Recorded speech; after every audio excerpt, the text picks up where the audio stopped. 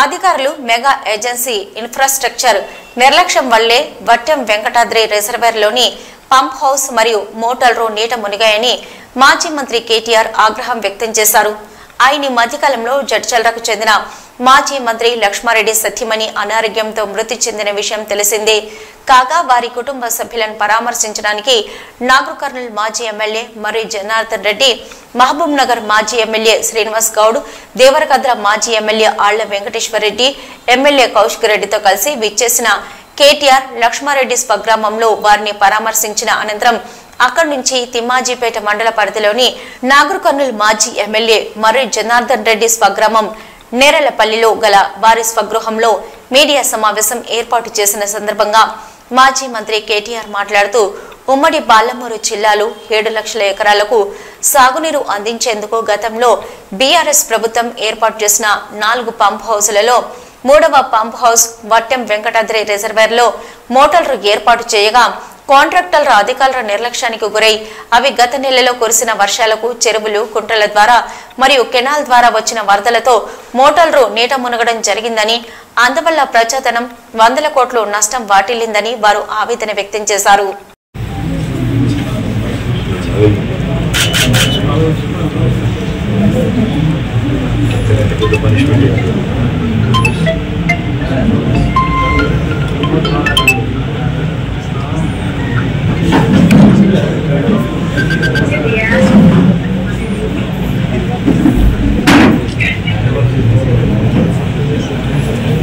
But he has to have the information to do it. We will surely will.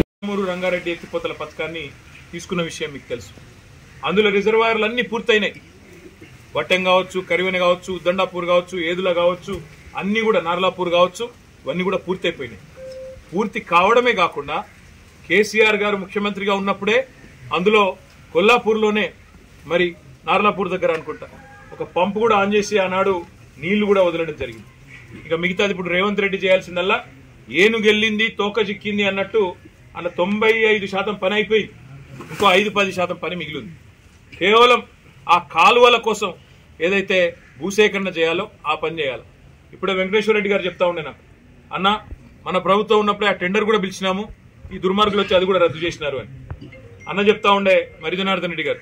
అన్న మొత్తం ఈ ప్రాంతం అక్కడ కొల్లాపూర్ నుంచి మొదలు పెడితే మనకి ఇక్కడ షాద్నగర్ అవతల జడ్చర్ల దాకా ఉదండపూర్ దాకా బ్రహ్మాండంగా అన్ని పనులు కూడా పూర్తి చేస్తున్నాం.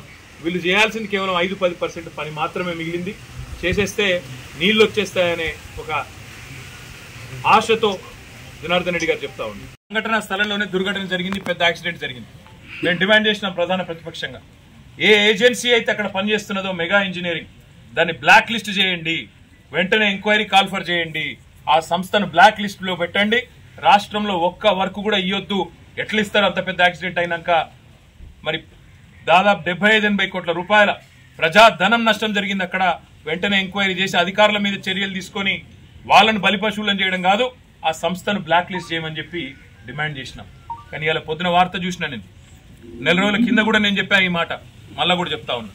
నెల రోజుల కిందనే వార్తలు వచ్చినాయి, కొడంగల్ లిఫ్ట్ ఇరిగేషన్ కూడా మెగా ఇంజనీరింగ్కే కట్టబెడతారు, వాళ్ళకే ఇస్తారు అని. మరి ఈరోజు పొద్దున వార్త వచ్చింది, కొడంగల్ లిఫ్ట్ ఇరిగేషన్ ప్రాజెక్టును దొంగలు కలిసి ఊర్లు పంచుకున్నట్టు 4350 కోట్ల రూపాయల ప్రాజెక్టు ముఖ్యమంత్రి సొంత నియోజకవర్గం. ఒక సంస్థ తన తప్పిదం వల్ల 75-80 కోట్ల రూపాయల నష్టం జరిగే పని చేస్తే ఆ సంస్థను బ్లాక్ లిస్ట్ చేయాల్సింది పోయి ఈరోజు ఆ సంస్థకు తన సొంత కాన్స్టిట్యున్సీలోని పనిని సగం అప్పచెప్పిండు. ఇంకొక సగమేమో పొంగులేటి శ్రీనివాసరెడ్డి రాష్ట్రంలో మంత్రి, ఆయన సంస్థ రాఘవ కన్స్ట్రక్షన్ కు సగం. మరి ఇన్ని రోజులు రేవంత్ రెడ్డి గారు చెప్పిన మాటలు ఇదే, మెగా ఇంజనీరింగ్ గురించి, వీళ్ళ గురించి, కాంట్రాక్టర్ల గురించి చెప్పిన మాటలు, మరి అవన్నీ కూడా కల్లిబొల్లి మాటలు అన్న మాట ఇప్పటికన్నా ప్రజలకు అర్థమై ఉంటుందని నేను అనుకుంటా ఉన్నాను. ఇన్ని రోజులు నోటికొచ్చినట్టు ఆంధ్ర కాంట్రాక్టర్లని, ఆంధ్ర వాళ్ళకి వర్కులు ఇస్తున్నాడు కేసీఆర్ అని ఇన్ని రోజులు చిల్లర మాటలు ఏదైతే మాట్లాడినావో రేవంత్ రెడ్డి, చెంపలేసుకొని క్షమాపణ చెప్పాలి ప్రజలకి.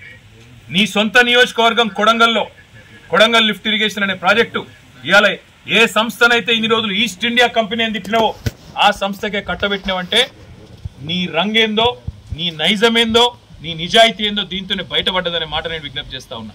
ఒకవైపేమో కొడంగల్ లిఫ్ట్ ఇరిగేషన్ ప్రాజెక్టుకేమో 4,350 కోట్లు.